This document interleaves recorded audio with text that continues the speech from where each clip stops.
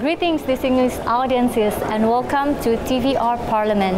This is a special report of the General Assembly of the 44th of AIPA here in Jakarta, Indonesia from August 5 to 11, 2023.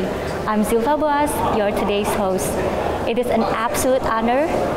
We have today with us His Excellency Tan Sri Dato Johari Bin Abdul, the Speaker of Dewan Rakyat. How are you, sir? Feeling good. How about you?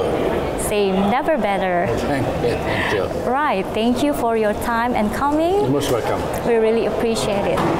So the topic that we bring in the 44th of AIPA is the responsive parliament for a sustained and prosperous ASEAN countries. What topic you would like to address or bring to the table? Well, there are a couple of issues that we're going to address. I would say top on the priorities among the ASEAN leaders. Number one, you got to understand that there are 680 million people in ASEAN. So, and the 21st century is going to be the Asian century, whereby I believe with the emergence of China as the world economy, so how do we take position with this situation where China becomes a world economy? So how do we take position of sharing that kind of situation so that economically we take advantage and benefit from that? And I guess this is where I think ASEAN should work together and looking at the whole situation, how do we position, and not only as an individual country, but as a group, as a group of Asia, ASEAN, and to face these challenges, as I said, it's ASEAN century.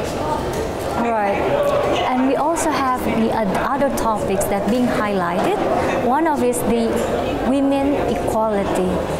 How do you see the women parliamentarian across our system, probably in your country?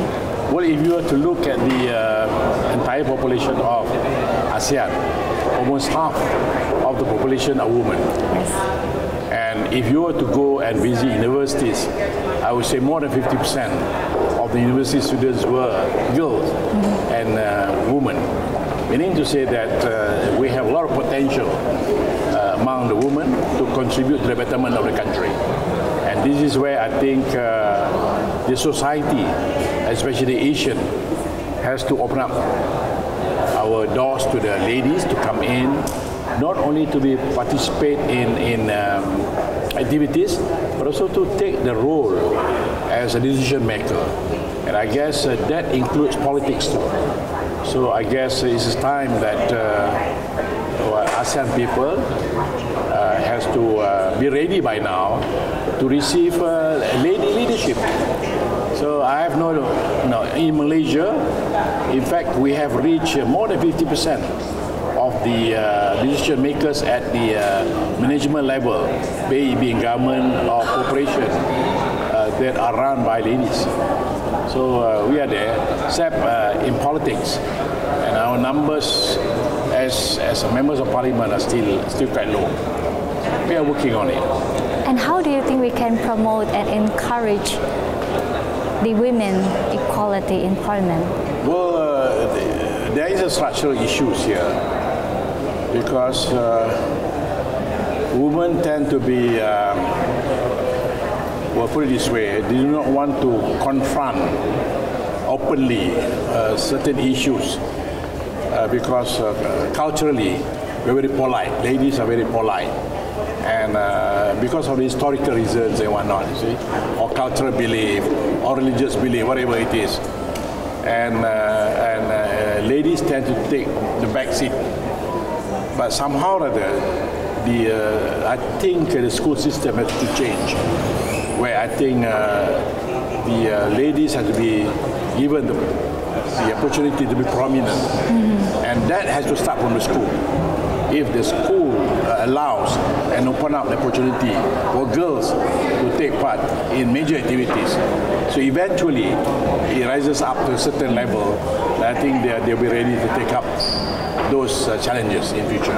Yeah, so it should start from the very beginning. Indeed, right? yeah. Right. Yeah. So in addition to that, sir, we're talking about the youth representatives.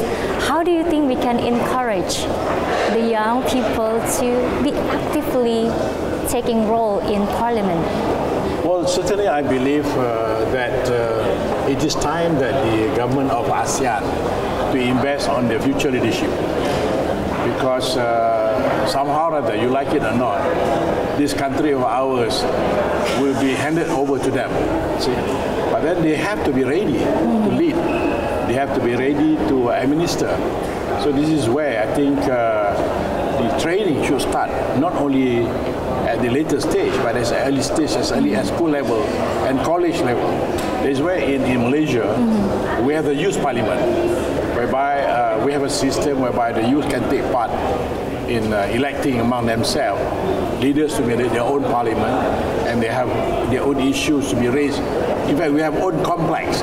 There's one complex ready for them, and of course the Parliament of Malaysia assists them to organize things. But nevertheless, the members of the Parliament, youth Parliament, are the young people at the age of 18 and above until 1835. So I believe this could be the training center for them to understand. And also we encourage the school administrator to allow these people to excel and to show their leadership quality in every field. Then the Parliament would invite them to come to Parliament and participate in youth activity, including leadership qualities and activities.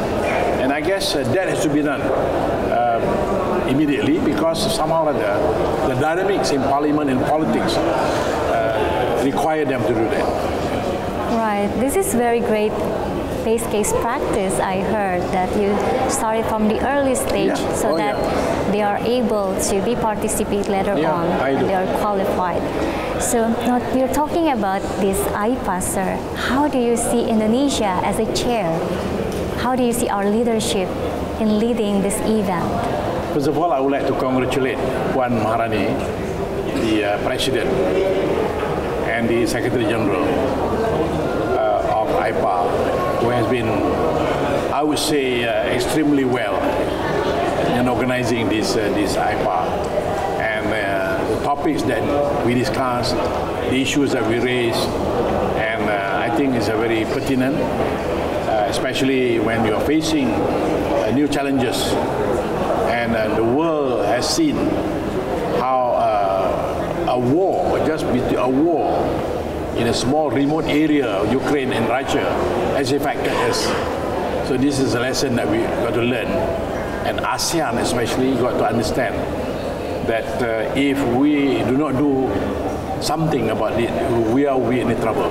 That's why a couple of issues that I raised, including the food security, whereby ASEAN countries should work together. And we have the land, the labor, technology, and the money.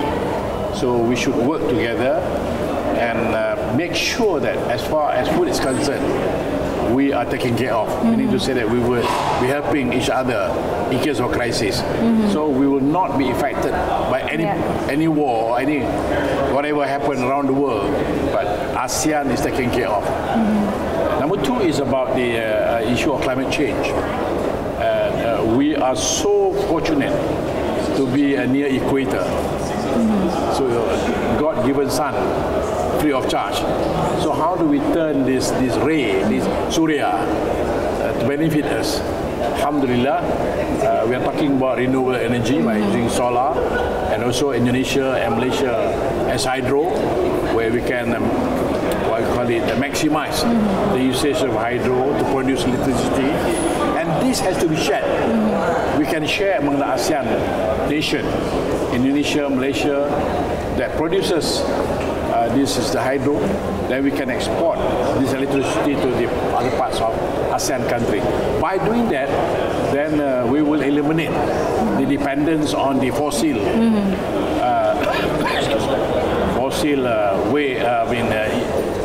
substance of producing power. So we will go for green energy, renewable energy that will certainly reduce the carbon emission in future. Right. Thank you so much, sir. Very pleasure talking to you indeed. Most welcome. I do hope you enjoy your stay Certainly. here in Jakarta, Indonesia. Thank you very much. Ladies and gentlemen, that's the special interview with His Excellency Tan Sri Dato Johari Bin Abdul, the Speaker of the Dewan Rakyat.